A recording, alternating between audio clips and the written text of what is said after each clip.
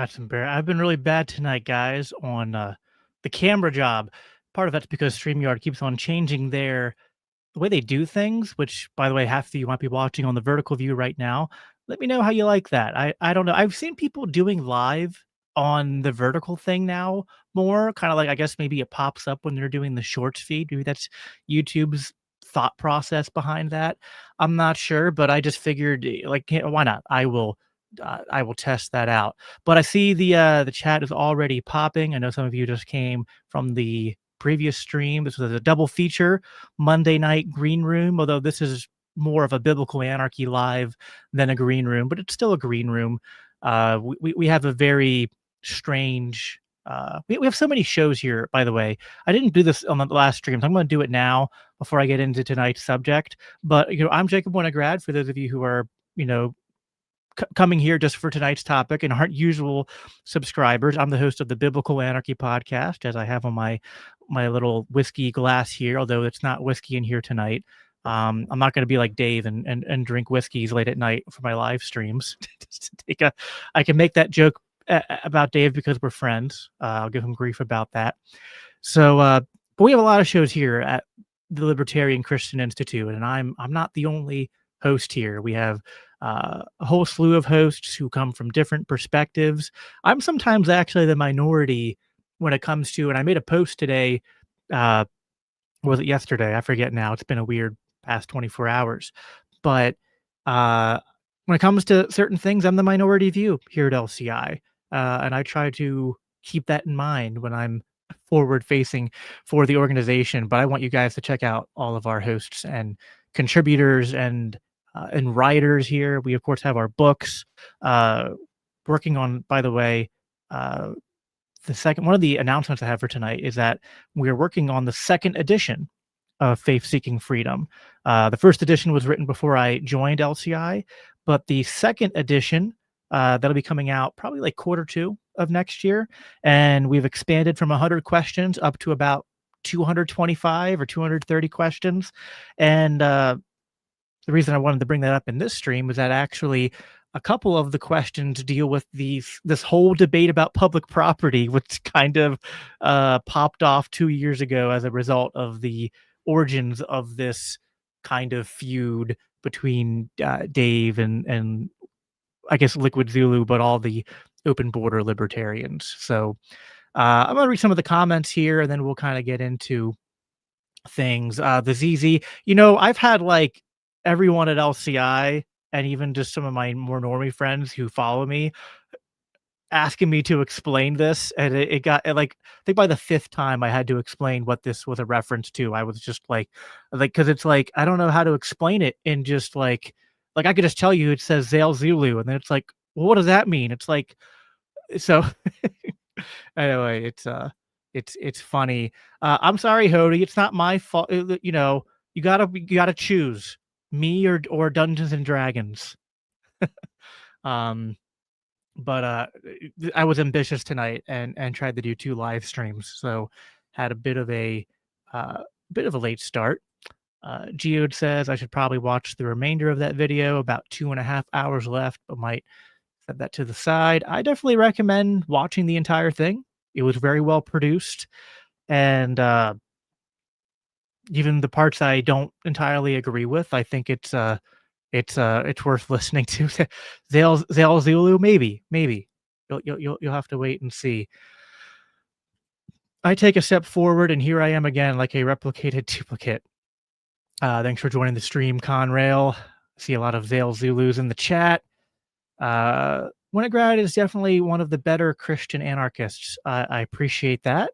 I don't know who are the bad Christian anarchists. I feel like we're all okay. But Zulu said, I've seen people multi-streaming a vertical stream to TikTok at the same time. I have an OBS plugin to do it. Yeah, no, that makes sense. I know people can stream the TikTok too. There's probably a way to do that with StreamYard. W stream, glad there's a discussion happening. Thanks, Monhop. I appreciate the $3 super chat there. From Zulu. All right. Let's get into this. So for those of you who don't, I don't know who's here who doesn't know what we're talking about tonight, but there was a 2.5, sorry, no, 3.5 hour video produced by Liquid Zulu's in the chat, and a lot of his people are here tonight to hear my take on this, uh, called "The Anatomy of a Celebritarian." By the way, just regardless of whatever you want to say about like the ideas and the disagreements here, I'm gonna glaze Zulu here a little for a little bit. Uh, just top tier production value and sort of mimetics here in terms of just how you titled it and the angle of it. Kind of harkening back to Anatomy of the State, Anatomy of a Celebritarian. Very well done. The thumbnail, very, very well done. So, uh, yeah.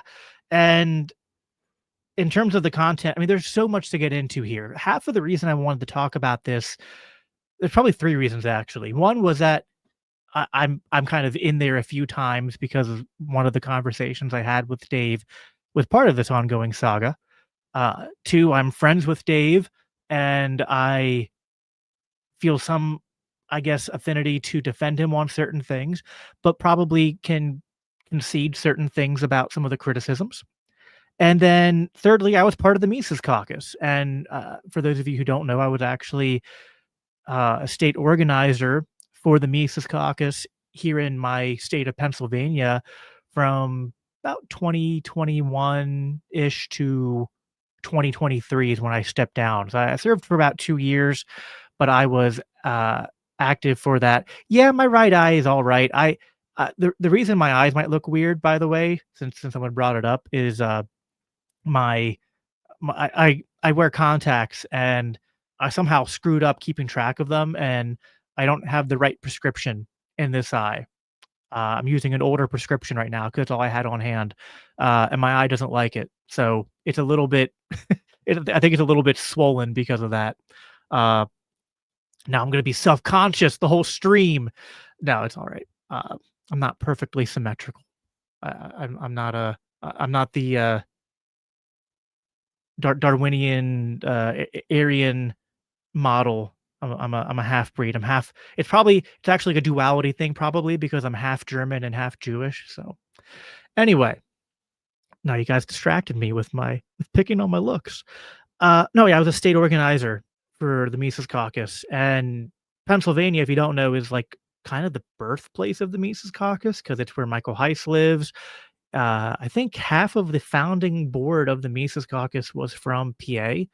Uh, and whatever you want to say about the caucus overall, and I know there's a lot of people who kind of try to peddle in the maybe conspiracy theories that it was like a Republican op and things like that to destroy the Libertarian Party. I mean, I was there from like ground zero, and that's just not true. And I have some disagreements with the Mises Caucus, and I do think things changed over time. And some people don't like this, but I still love pretty much all the people who are still there on the board and in leadership. They're friends of mine. I think I have a partial affinity for the caucus and for Dave because they're the ones who brought me into libertarianism. I was a Bernie bro back in like 2015.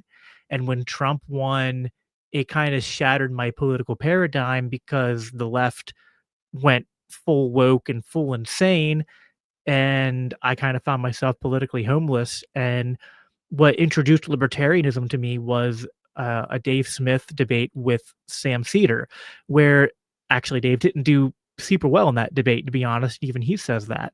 But he introduced the concepts of like the Federal Reserve to me, and just that like there were people out there who were not leftists, who were anti-war on drugs, and kind of speaking to issues that I, as a former progressive, resonated with. And so from Dave Smith, I kind of discovered I wanted to learn more about libertarianism, so I found a local libertarian group in my area, and that local libertarian group was literally filled with Mises Caucus members. So that's how I fell in with the Mises Caucus, and that is kind of long story short. The my origin story into libertarianism and then anarchism. And so no matter what happens, it's like, even if Dave or the Mises Caucus went like, because I have criticisms for them, but I don't think they're bad people or that they're evil or anti-libertarian, but, like, it would take a lot for me to, like, lose just because, like, I'd always have that soft spot for them to be like, they were my, sort of the landing pad for me as a former progressive, former lefty, and introducing me to all the things that, like, no matter what disagreements we have, we all love Rothbard, we all love Hoppe, we're all for free markets. We all believe in this idea of a stateless society that's governed by markets, by the non-aggression principle, and like they're the ones that introduced all these ideas to me. So it's hard for me to ever just kind of be like, I'm gonna completely turn my back on them or shit on them or hate them. So that's my bias. Just kind of putting my cards on the table right there. But it also means that this video speaks to a lot of things I was involved in various capacities. And so I have an interest in listening to it and grappling with it. I think the way I want to approach this is talk about what I think Zulu gets right on in the video and some of the topics at hand for the Mises Caucus and Dave, and then I'll kind of get into my disagreements. I think that there was actually from Zulu when some of this came out. I've had two conversations with Zulu on his show, and some of this came out there, but he said it more explicitly in this 3.5 hour video.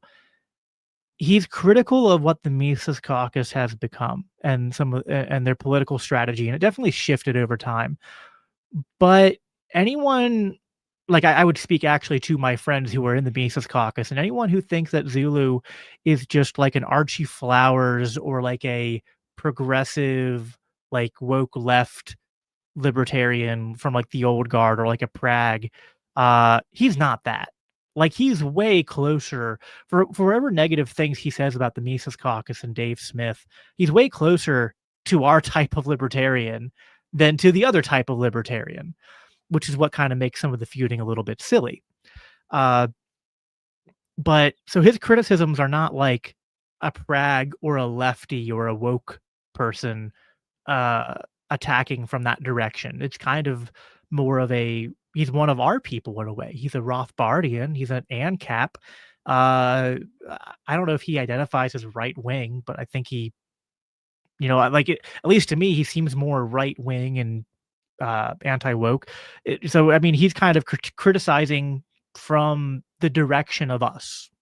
So like I would encourage, like even into the extent to where Zulu's criticisms might seem like he's being overly aggressive or hostile, or he's like, you wonder why he's like, couldn't you make that? I think a lot of people, even me, will say, well, couldn't he make that criticism in a way that's less aggressive, that's more good faith, that's more reconciliatory?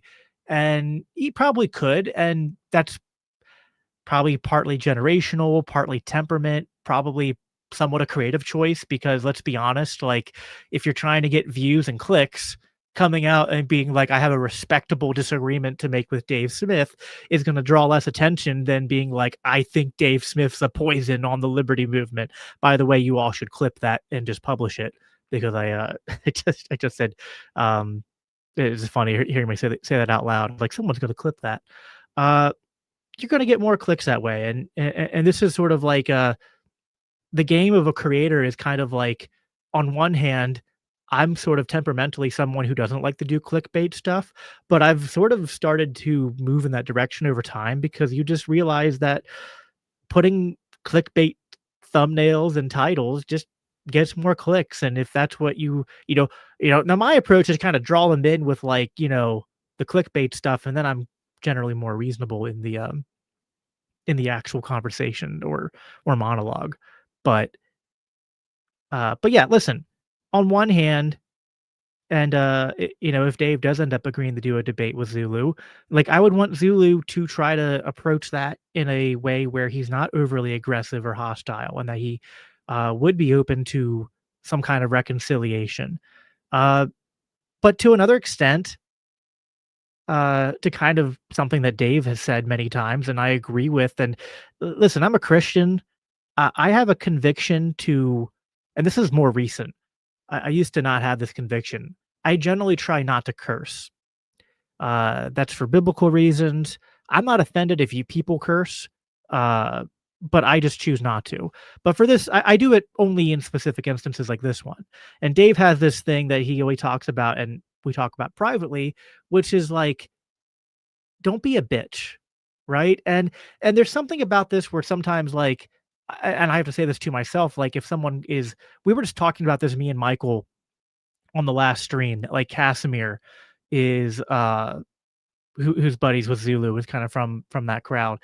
He'll sometimes be overly antagonistic in our X posts or our YouTube comments, and we'll kind of be like, "What the heck, man? Why are you?" But to some extent, it's like you're kind of losing if you get too aggravated or defensive. There's something about like, I don't know. I mean, there's probably a line if you're being too much of a jerk where you don't want to uh where you don't want to take people as seriously, but to some extent it's like, I don't know, like try not to be too thin-skinned about it. Is what I would say. Like if if you're going to go in and just dismiss everything Zulu says because he's like, well, he didn't say it nice enough, then that's kind of weak, isn't it? So I don't know. That's something I've heard some people say where they're just like, oh, I can't take him seriously because he's too aggressive or hostile, and I'm just like, that's not an argument. Like, I get it, maybe it turns you off, but I don't know, just push past it. I was able to push past it. So, anyway, I see some more comments here. I'll pause for a little bit while this is all I have no notes, by the way. I'm literally just riffing. Let's see, let's go back up here. I really appreciate the framing of Isaiah's job from the video. I'm gonna get into that because there's a lot there, obviously, as a Christian, and the Isaiah's job thing, that's right up my alley. I didn't notice. You look fine. I appreciate that, Alt. RIP. Thanks for saying RIP to Dave. The doctor told me I have better than 20 or 2020. Oh, God. Oh man, the Zulu memery is completely out of hand. I can't even say the what was that? You did like a cover Zulu of the Hail Hitler song, and like just trying to say that, like that is such a tongue twister to try to say all those words in a row. Um I will say the one thing I don't get, which you don't have to put it in the comments, but I don't I tried looking this up. I don't know what even Liquid Zulu means.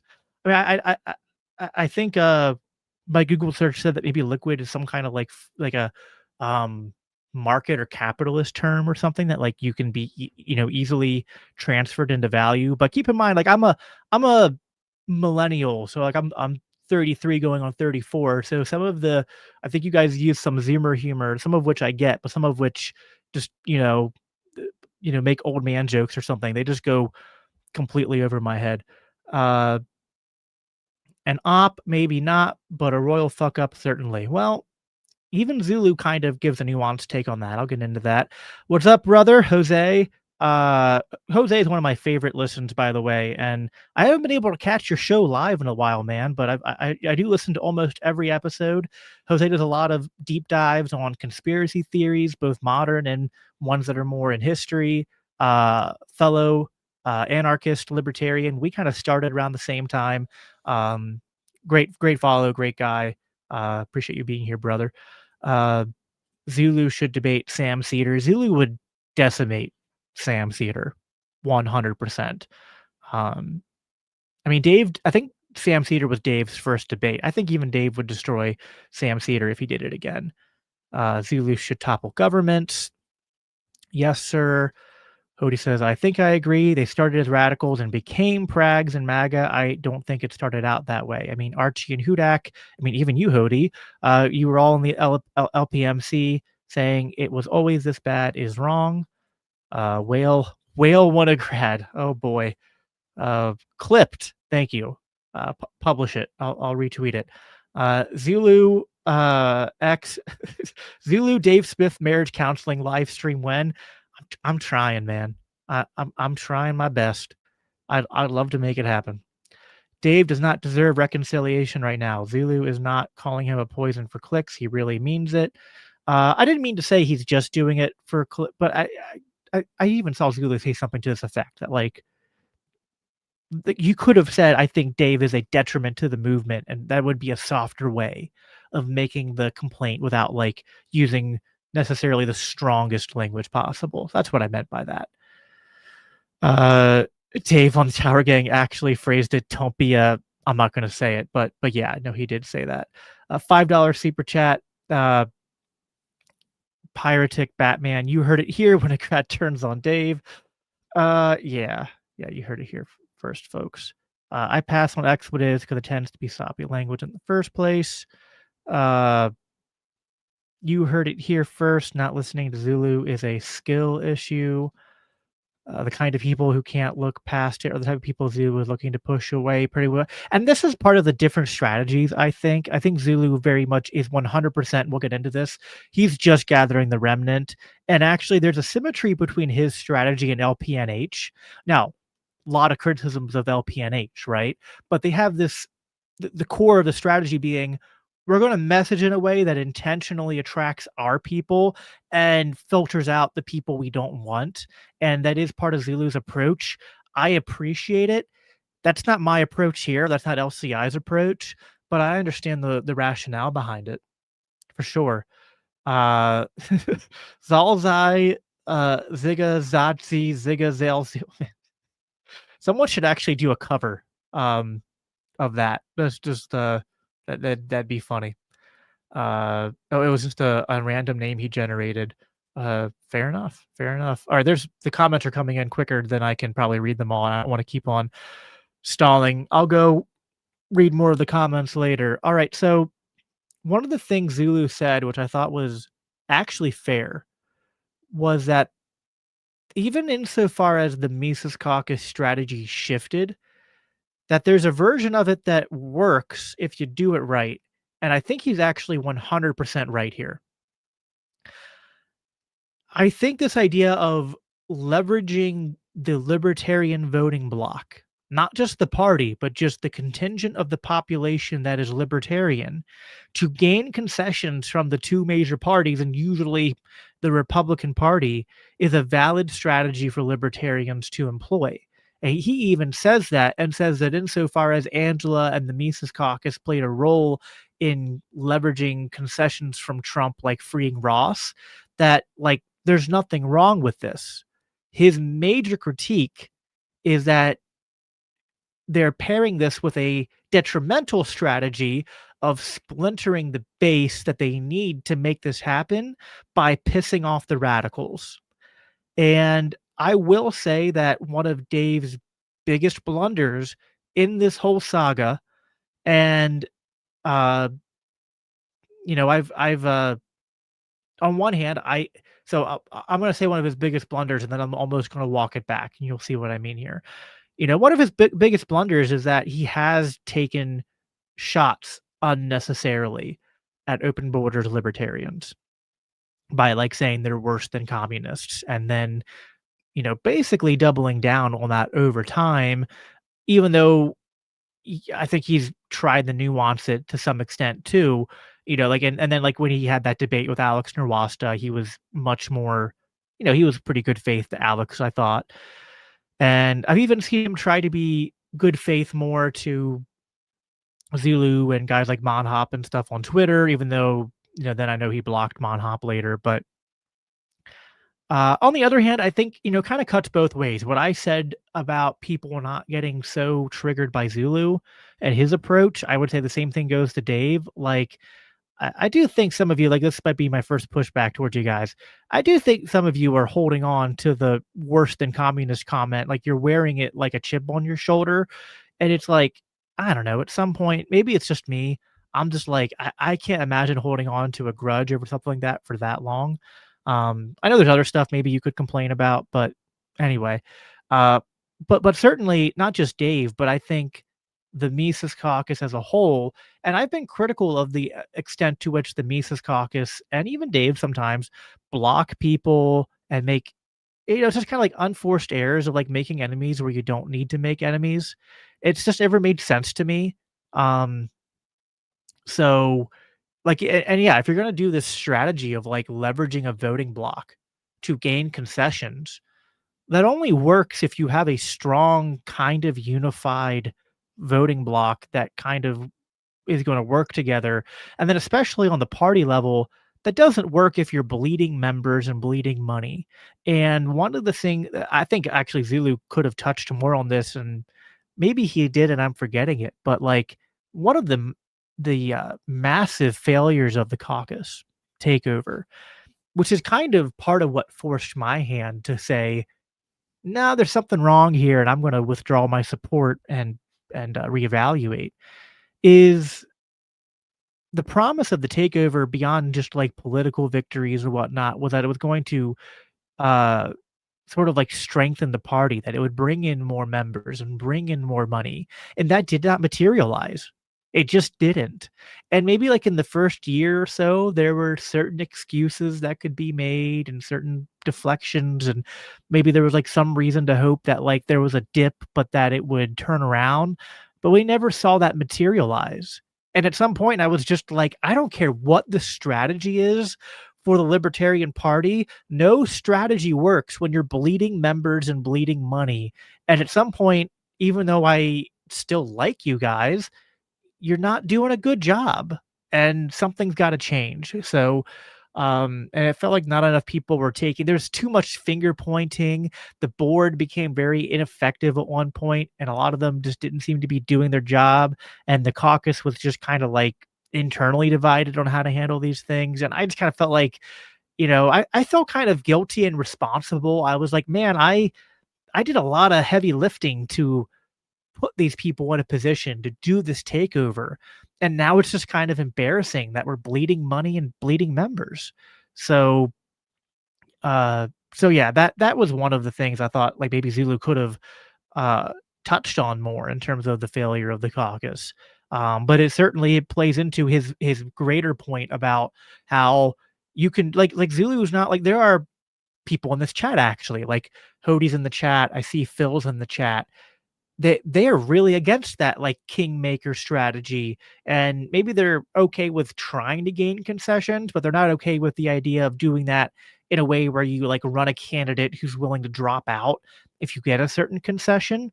Um, but it's like uh Zulu is not even like he's not mimicking their argument. He's saying, sure, do that, right? But you can't do it if you don't have a unified base. And if you're just kind of like, crapping on a lot of the people who would otherwise support you. The Mises Caucus started out with this idea of like the 80-20 rule that like in the platform, it was silent on immigration and it was silent on abortion because it was like, hey, we don't all agree on this stuff. But why don't we just kind of put that stuff to the side and focus on war and monetary policy and criminal justice and a few other things that we're unified on and just make a lot of ground there? And that was like, I still believe in that. I think that's the right way forward for the movement and the party. But they kind of at some point decided to, at least when it came to immigration, shift gears on that. And I even say that as someone who, like, I am to kind of use a somewhat ironic word talking about immigration, I'm kind of a fence sitter on that topic. Like, I think, and Zulu, if you're still listening, you can maybe give me like let me know if you think that this is fair or if I'm whitewashing my position here. But I don't think I don't fit in with you guys completely, but I don't think I'm like fully in Dave's camp or the Mises Caucus's camp on immigration either. I'm kind of like I kind of see the open borders arguments, even though I don't like the term open borders, but I also see the concerns of Dave and the Mises Caucus. Uh, but that's kind of why I think it's wise to like, now here's what I will say. It definitely concerns me that while I think immigration, it's okay to say we don't want to focus on that. There are things related to immigration you have to focus on. Like it's kind of hypocritical to say we want criminal justice reform and to privatize the police, but also we're gonna like, cuck for ICE, right? We're gonna completely bend over and praise the creation of the police state that's needed to enforce, not just like a, you know, we're not talking about like an Ellis Island immigration system, and we're not even talking about like a, uh, like what we have now is, I think, on pace to be, and in terms of the degree to which it's violating like the Constitution and due process and what that, it's worse than even what Obama did in his terms. So, you know, anyway, so there's a lot of those are some of the criticisms of the caucus that I think, um, that have a lot of merit.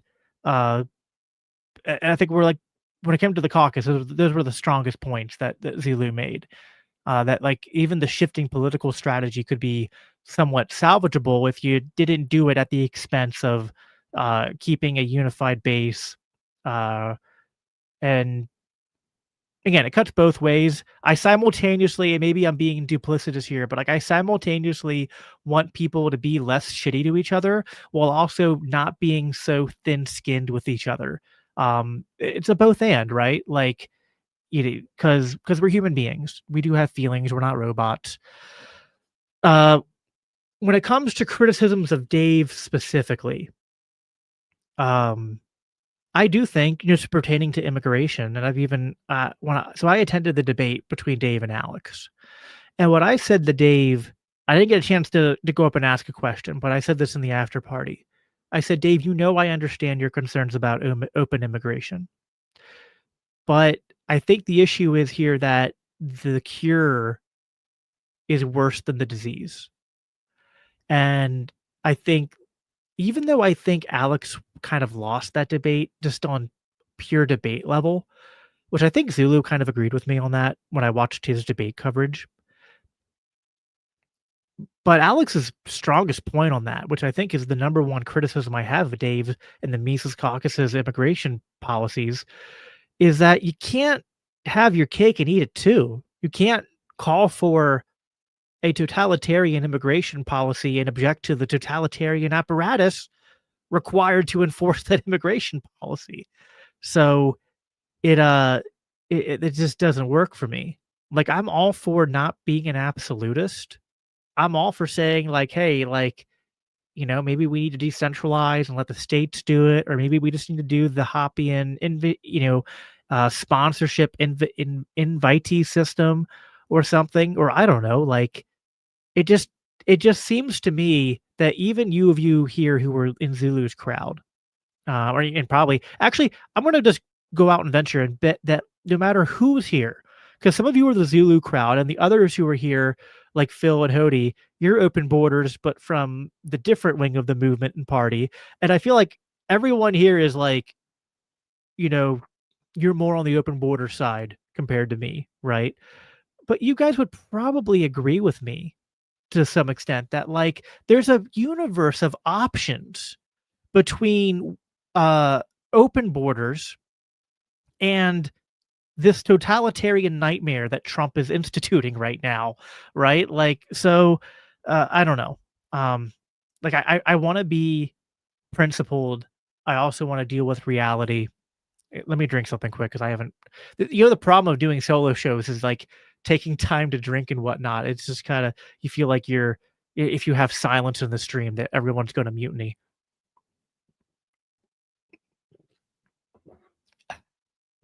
I have an idea of where I want to go next, but let me read more of the comments. I see the section still popping off. Uh, let's see here. I don't even know where I was. I'm just gonna pick a spot and start reading. I'll start with Phil. I saw Phil made a comment. We I don't know what this is about. Maybe I can figure out what you're talking about by reading it. We do this by destroying their wins on either side, forcing them. Oh, you're talking about like the concessions. Okay, forcing them to adopt radical positions. Otherwise, it's making deals with the devil and the institutions of political parties aimed at liberty must not be soured by dealing with the uniparty. Individuals can do whatever they want. I mean, I respect that view. I don't know that I entirely agree, but again, for me, it's just like a, how do I want to put this? I think in general, not democracy, because I'm not pro-democracy, but consensus. I think that whatever the party does, and even to some extent the movement, you need a broad consensus, right? And I think that even the Angela Mises Caucus Kingmaker strategy in its totality is a valid strategy if there was consensus and everyone was on board.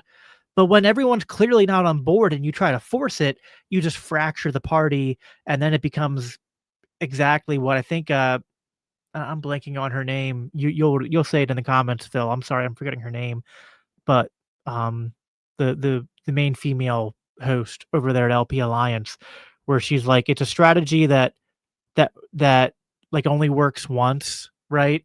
And then never again. I'm butchering that quote, but like the way she said it was, I thought, compelling. Monhop says, I will admit the block from Dave was considerably harder to get than the LPMC or Angela. Yeah, like I feel like I was sad when he blocked you, uh, but I felt like for a while he felt like he was semi cool with you. I don't even remember what happened when he blocked you, but we hold on to the grudge because the premises that generated the statement have been maintained. Okay, that was from Zulu. Would it be helpful if the voting block was philosophically unified? Yeah, this gets into this is going to come up later. I might star this. This is going to come up later when I get into some of my disagreements with Zulu. Um, Matt says if he had been exaggerating, the grudge would have subsided. It was because he came out hot and then doubled down that the grudge persists.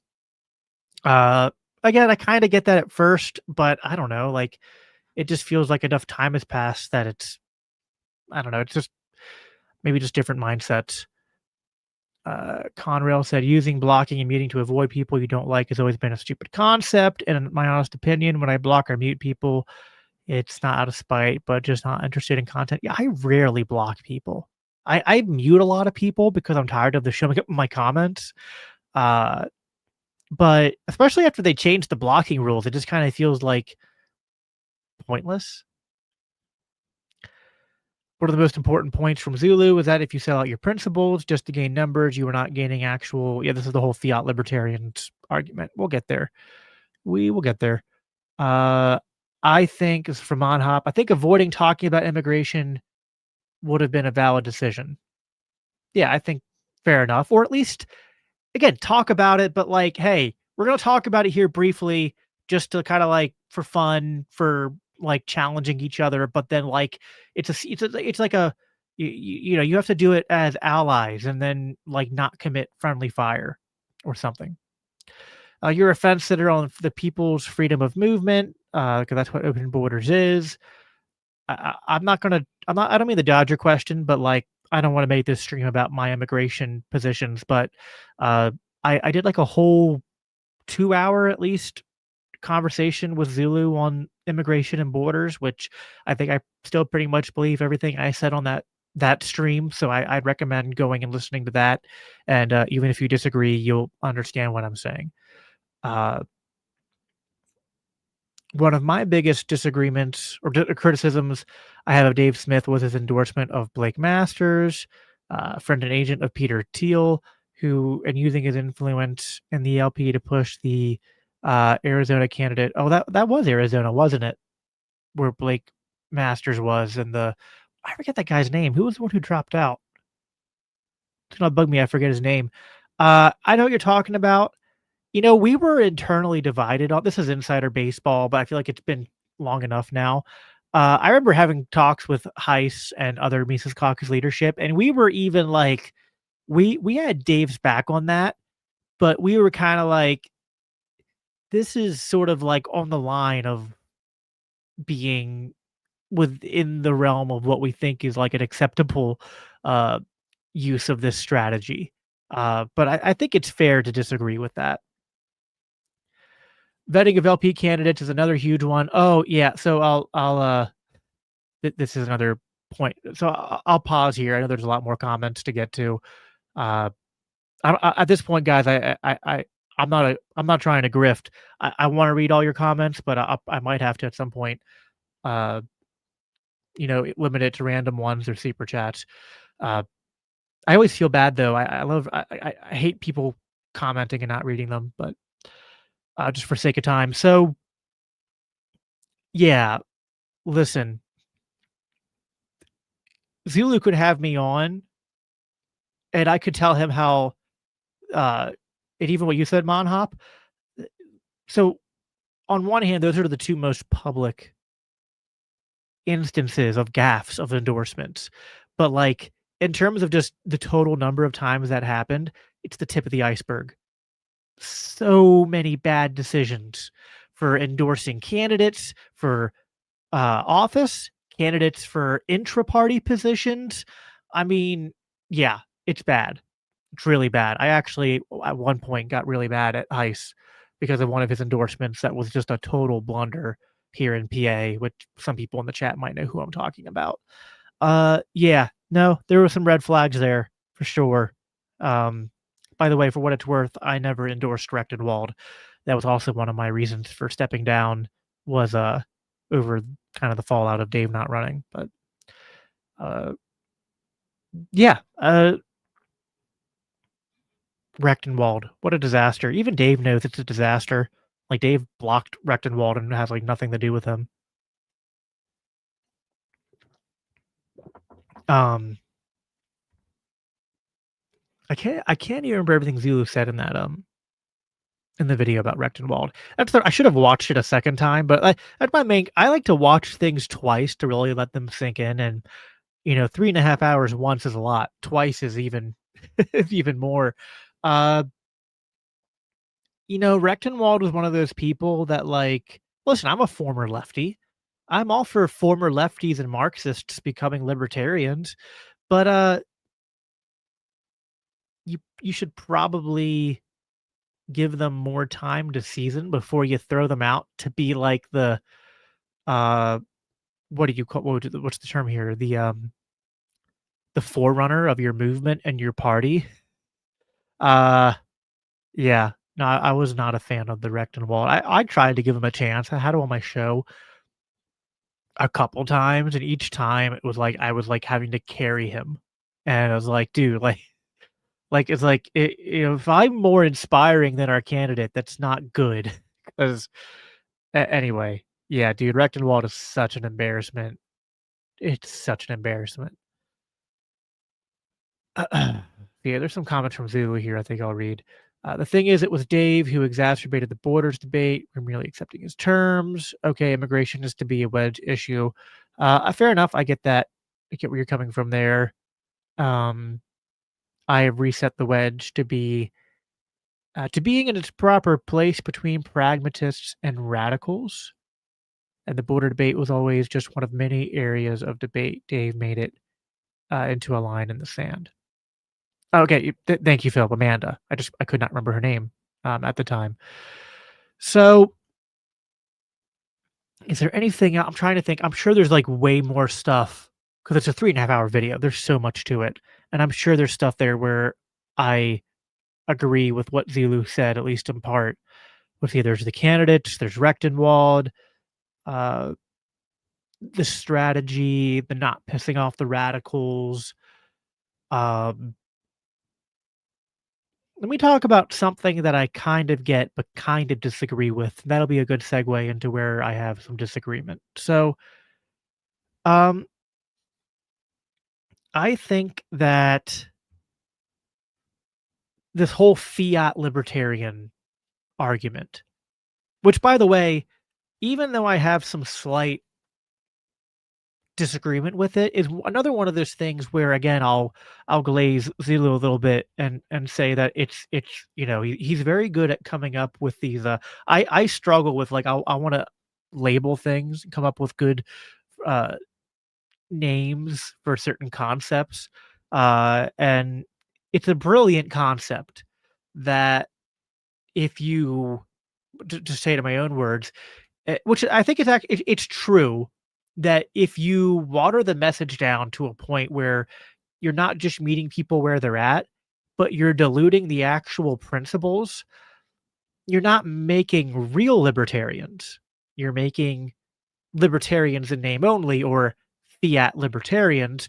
This was, by the way, originally kind of, we didn't have this term, but this was our criticism of the Gary Johnson and Bill Weld campaign, that it created a lot of fiat libertarians, that a lot of people came out and voted libertarian, but they mostly did it either because they just rejected Trump versus Clinton because it was kind of at the time the two most unpopular candidates in history.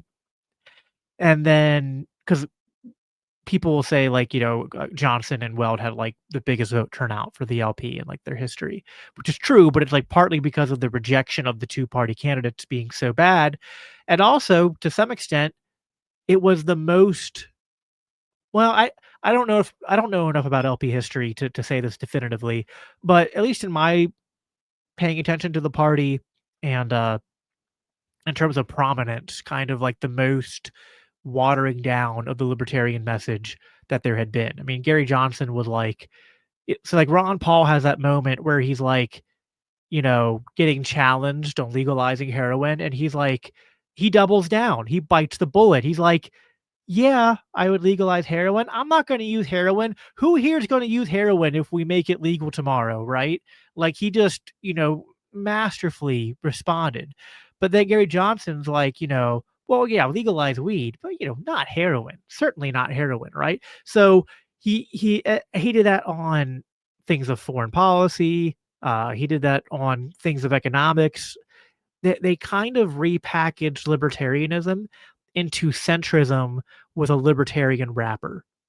And so, yeah, a lot of people got sucked into the party temporarily or into the movement temporarily. But to invoke a biblical metaphor, they were like the seeds that were planted in like the shallow soil that didn't set any roots, right? They just got blown away by the wind when they met any resistance of like actually realizing the implication of the libertarian worldview and philosophy. So it's a valid critique, uh, for sure, to say that, maybe Dave and the Mises Caucus uh, are in danger of doing this. But I think where my disagreement with Zulu comes is not, and this gets into the whole thing about like Isaiah's job, right? I don't know, like, so like, as I'm saying this, I kind of know like what Zulu's counter arguments will kind of be, right? So I'm gonna say that I think it doesn't have to be an all or nothing thing. I think that there are some people who should preach the unadulterated, unfiltered, radical message and attract the radicals and gather the remnant. I also don't think it's wrong to meet people where they're at and to not water the message down, but I think that there can be people who specialize in sort of like simplifying the message to kind of the most bare bones things and explaining it in perhaps less philosophical, less technical terms, but that are still correct.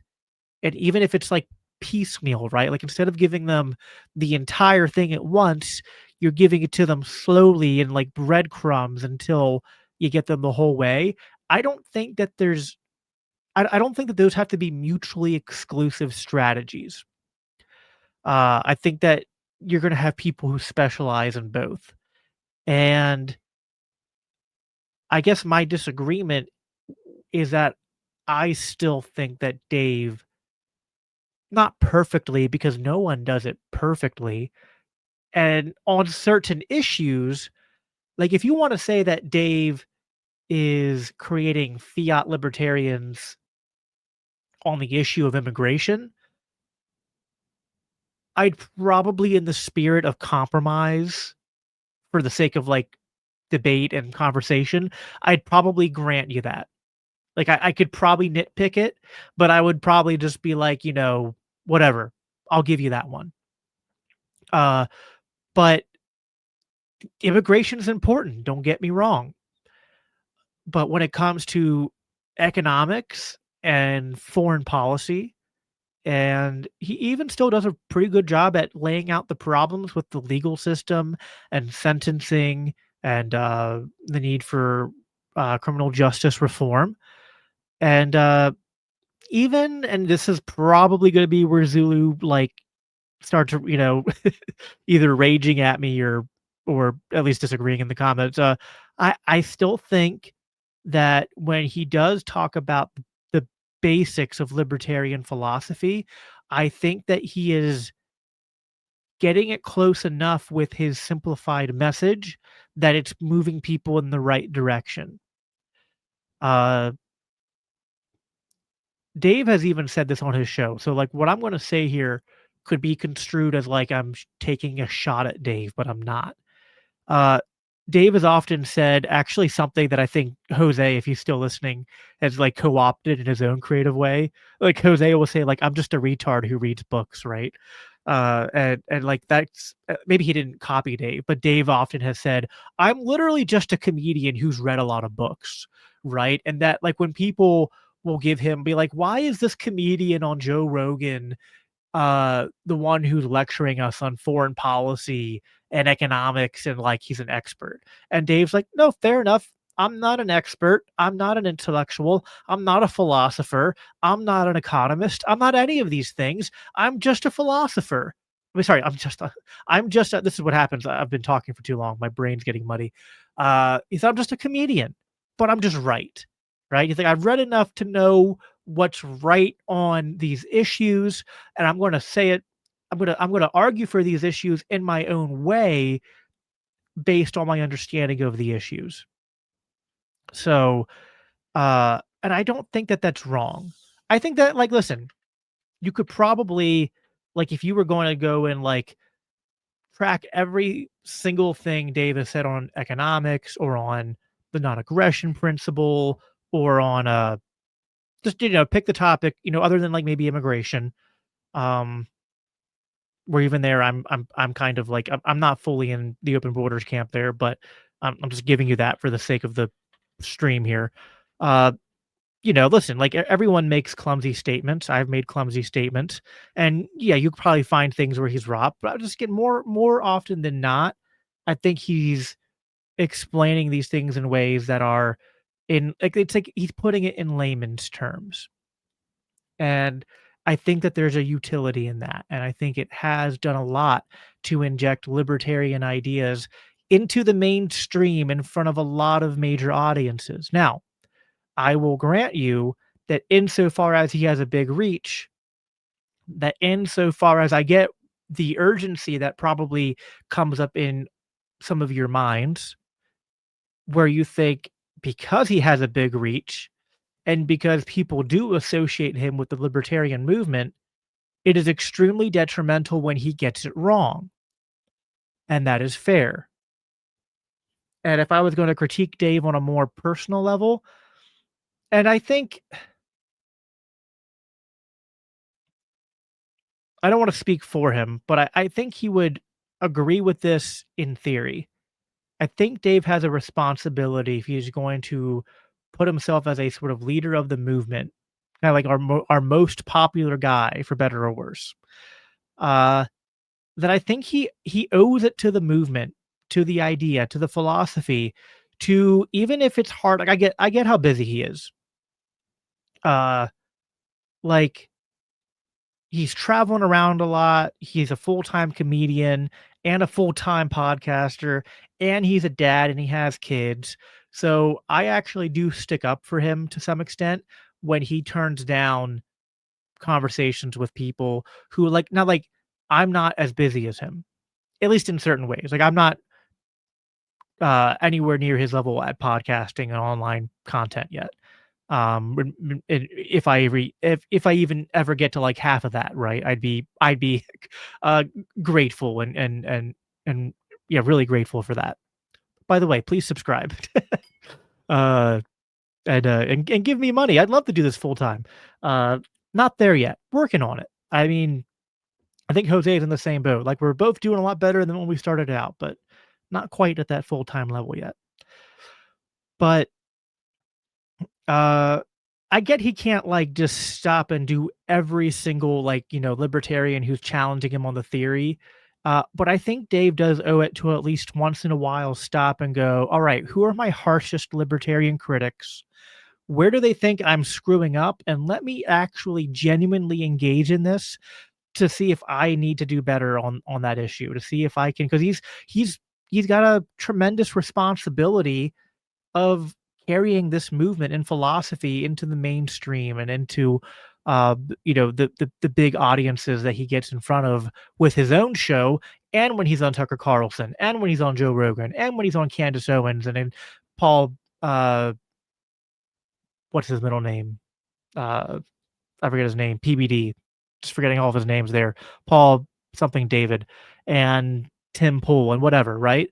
So the stakes are high. I get that. So if he gets it wrong, there's a consequence to that. But I just think he gets it more right than wrong. Now, to some extent, this is actually, so I'll plug the second. So the first announcement, by the way, which I kind of already alluded to, but I'll say it again now that there's more people here, is that so here at LCI, we have a lot of books we've published. This is our flagship book, Faith Seeking Freedom, Libertarian Christian Answers to Tough Questions. It's like a question and answer format book that kind of gets into, sort of like what are the common questions that a Christian's going to have, especially about libertarianism, and we answer them. We're doing a second edition where we expand it, basically more than double the total amount of questions in there. And I've been one of the new authors added for the second edition. So that's going to be released next year. And that's a big announcement.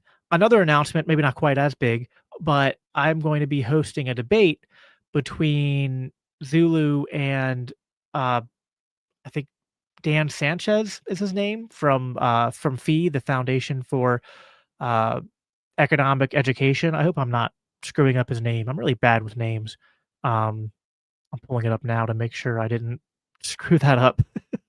Yeah, Dan Sanchez from FEE. I know the face because I've met him in real life, but I was like, I think that's his name. Yeah, so I'm going to be hosting a debate between the two of them on this topic. I am more on Dan's side here, but I want to give Zulu the because I think there's a legitimate concern about, even if he's kind of good on some of these things, does the bad outweigh the good? It's subjective to some extent, but I think it's going to be a good debate. I think it's going to dive into. It's going to be an opportunity for this stuff to get hashed out more, in terms of where some of the divisions are within the movement on the issues beyond just Dave himself. But that'll be Saturday at 5 p.m. No, sorry, 4 p.m. Eastern time. So I'll be making promos for that tomorrow. I think Zulu has already made promotions for it on his channel. So that's the second announcement of the stream. But yeah, I do think, I mean, listen, this is partly where I have my own bias. Like I said at the top of the stream, like Dave brought me into the movement. So, and I don't think I don't think I'm a fiat libertarian. So, yeah, that's one of my disagreements with what Zulu said. Although it's not like I thought there's not a point there, but I think he takes it too far. All right. I'm gonna read some more comments and then I'll probably go for like another 10-15 minutes here and then call it a night because I've already been 2 hours into this now, and I'm sure my wife wants to see me before the end of the night.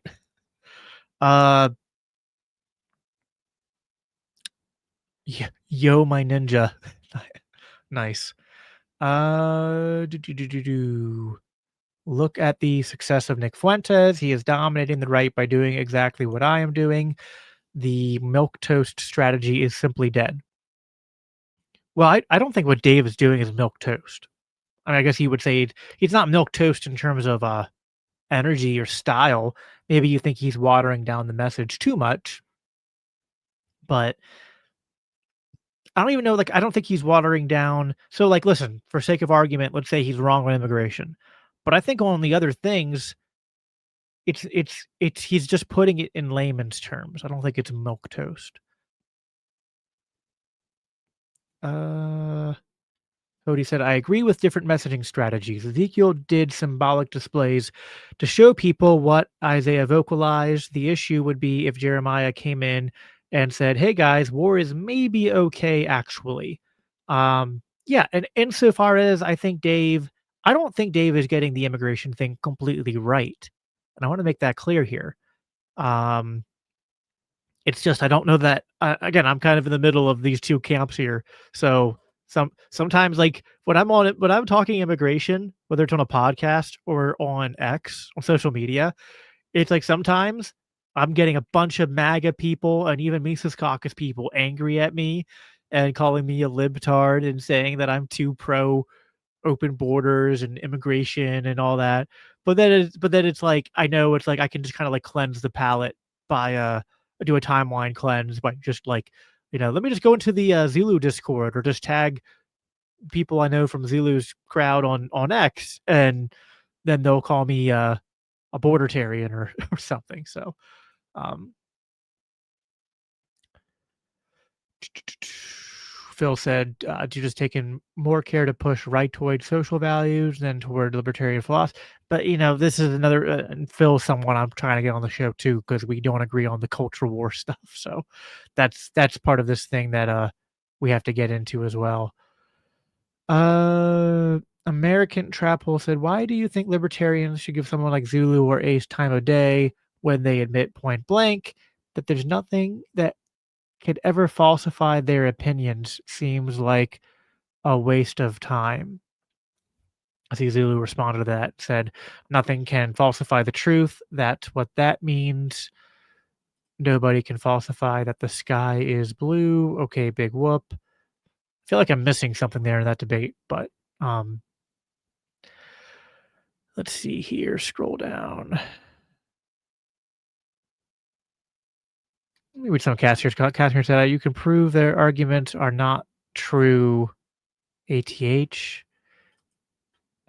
If you do that, you win. I contest. I've read enough here, Jacob. I don't think he read enough and recently enough."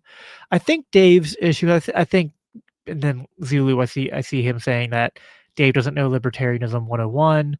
Uh, that'll be kind of what I end on here. Well, actually, let me read more of. I see Zulu is. Uh, I'll read some more of Zulu's comments here.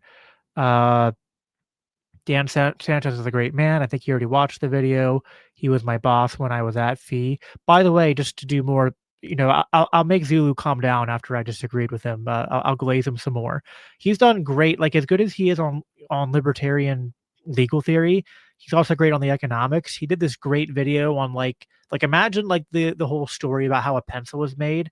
He did it with the iPhone. I think you made that for Fee, right? Or you made that for it was either Fee or another organization like that.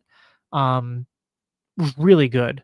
I can't remember if it won the contest or not, but it was like excellent. It was like, this is the kind of video that you could almost show a normie to get them into libertarian or Austrian economics. So, uh, Zulu said, "Yeah, if Dave was just honest and was some layman libertarian who was just trying to get Republicans to be more anti-war and anti-Fed, then none of this would have happened.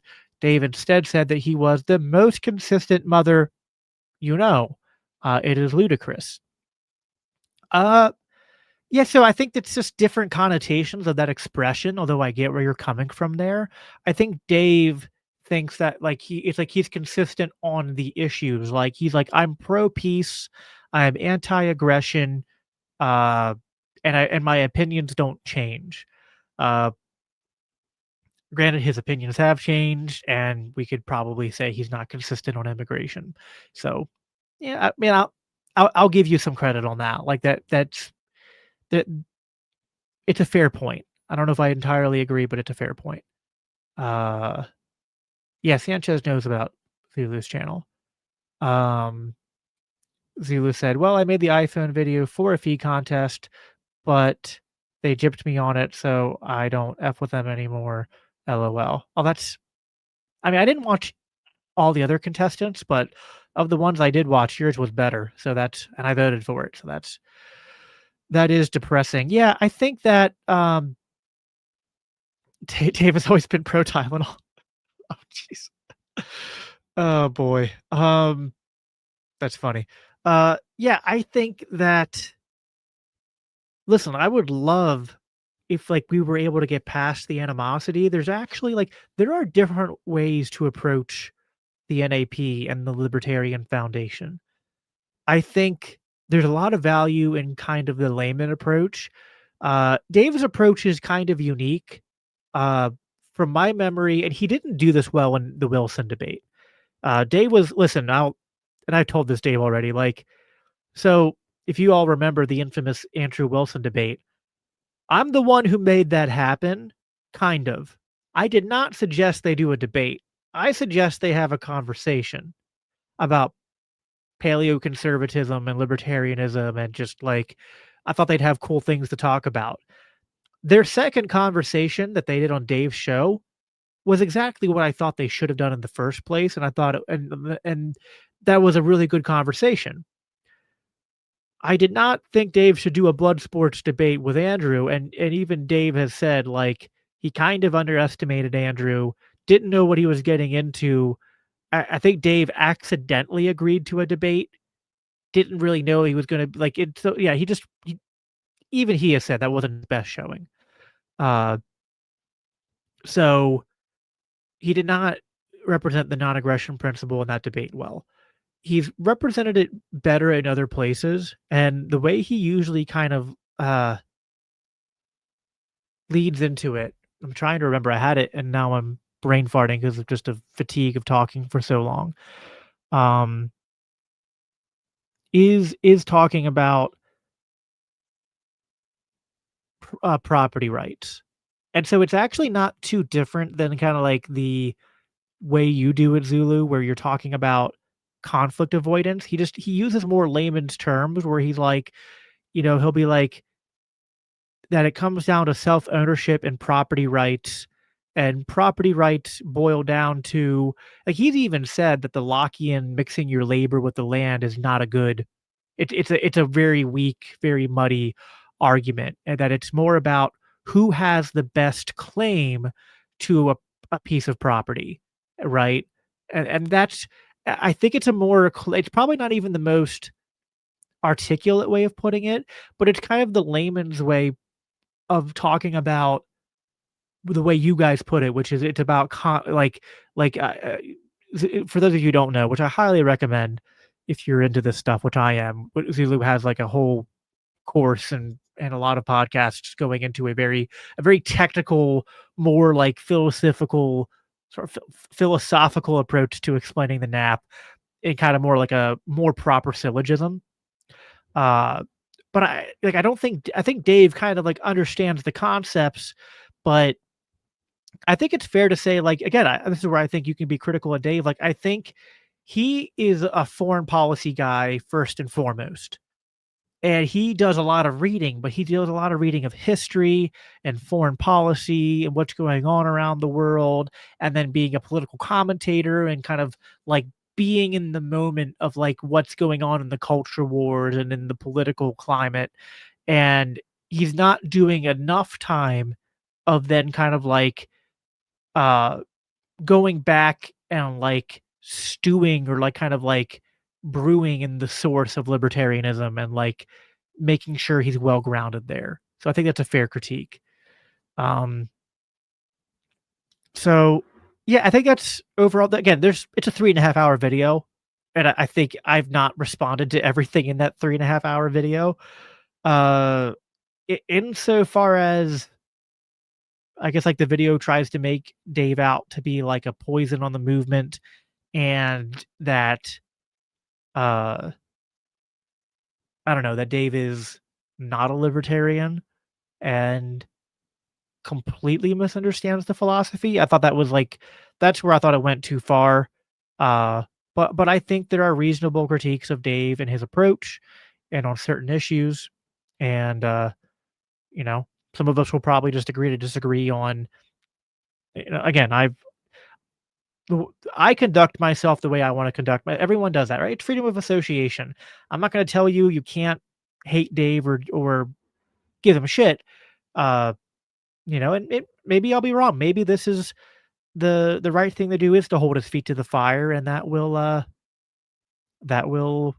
bear fruit. But we will see how it goes. I'll read some more comments here, and then I'm going to close out because at this point, even though there is no alcohol in this glass, I am just tired enough that I'm gonna start slurring my words and coming across like I'm drunk. All right. Oh, I didn't even mention this, the whole part about me in the live stream and maybe I should talk about this before I get off. I by the way, just Zulu, if you're still there, I did not in the statement that we at LCI published, if you read it, the introduction of that was saying, "We think the clip, even as you put it, doesn't provide evidence to what, like, Foe and Jack were saying, that Dave is literally calling for violence against them or against you guys." Uh, but that because it was a clip and it's, like, it's not actually reasonable for you to put 10 minutes of context before the 2 minutes you put in there. We were like, "Hey, we're like I don't know if you know this, but, like, because I'm not complaining, it is what it is. This comes with the territory. But because I'm in your video and because Dave's comments were then, taken a certain way by Jack and, Foe and others, and that he was on my channel, and that it's a Christian channel, we started getting some people asking what this was about, when did this happen, etc. And so we felt like we got enough people who were like, what's going on here? That we were like, well, we're going to make an official statement on it and be like, here's what we interpret Dave as saying. Here's the full context so you can kind of see why we think it's very clear this is what he's saying. And that's it. It wasn't, you know, trying to make any kind of slight at you or anything like that. So, hope that makes sense. And maybe you disagree with us, which is fine, but I don't think Dave was calling for I mean, he probably could be more articulate in that moment, but again, this is why you should not drink whiskey on late night podcasts. Criticize Dave for that. Uh, so let me see any more comments I want to read here before we hop off. Um, I guess I should actually read Casimir's comment. By the way, Jacob, in the quote versus foe, the real crime is zero mention of the state. Yeah, listen, I think we agree that the state's the primary aggressor in that scenario. Uh, but I think Dave's point, which I kind of get, I think I'm less aggressive than Dave, but I have kids, and so I'm like putting myself like literally his whole thing was like step by step. He's like, hold on, if like I'm calling you as bad as a Nazi or communist for this position, like specifically to Foe on the public property thing. And it's because and he's like, and that's kind of the nicest thing I could say. You know, he's like, because really, like, if we thought about this in a real life scenario where I'm the kind of person who isn't in my position, who can't afford to take my kids out of public school. And so, therefore, the state is forcing me to put my kids in public school. And then you or other people like you are coming along and basically saying, because it's public property, we can't exclude anyone from it. And so, therefore, you're not just advocating for allowing drug addicts and pedophiles to be in the public schools with my kids, but then you make it happen through your advocacy or you're like the school administrator making it happen, that like, you know, at that point, I'm protecting my kids and I'm going to use force to do it, right? Now, I'm putting that in my own words, but that's what I think Dave was saying. Uh, and you could even critique it from your theory of public property and maybe say he's getting it wrong. Uh, but I don't think it's reasonable to say he was not calling for the murder of Jack's wife. It's just crazy. Uh,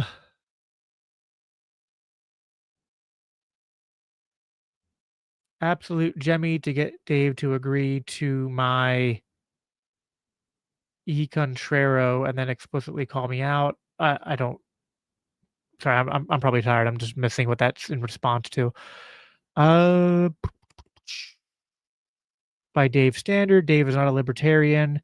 I have to do I have to do no work from that point. Okay.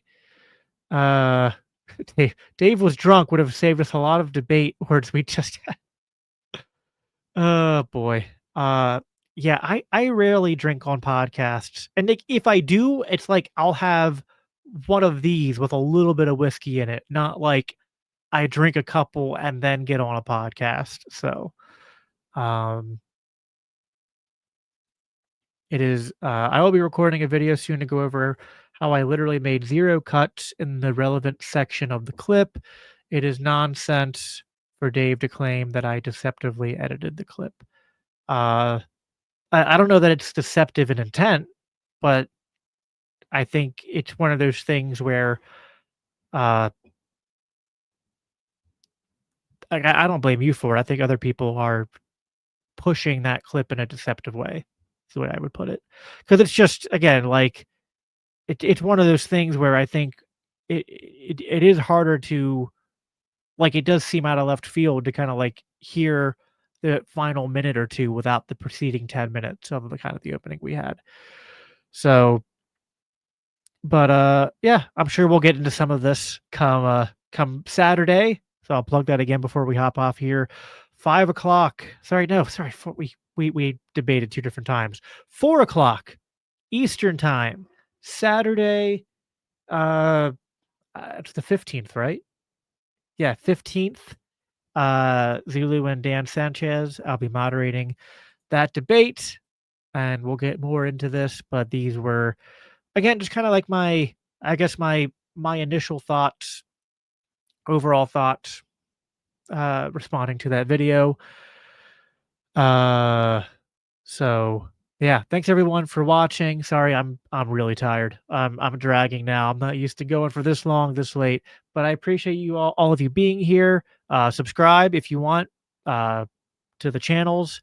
Like this video before you hop off so more people see it. And I will talk to you guys later. Have a good night.